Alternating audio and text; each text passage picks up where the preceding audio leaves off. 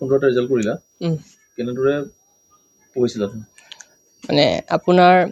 স্কুলত মানে যিবোৰ আপোনাৰ শিক্ষকসকলে যিবোৰ মানে ডেইলি কৰি যাবলৈ কয় সেইখিনি নিয়মীয়াকৈ কৰি গৈছিলোঁ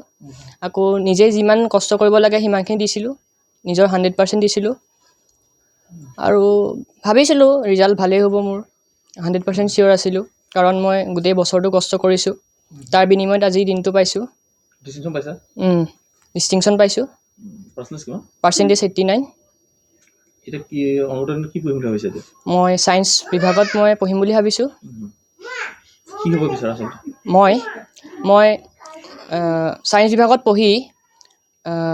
JEE পৰীক্ষা দি পেলাই IITN মানে IITN হ'বলৈ মানে মন আছে মোৰ IIT বম্বেত মানে পঢ়িবলৈ মন আছে এনে তুমি কিমান ঘণ্টা পঢ়িছিলা মই ডেইলি 10 ঘণ্টা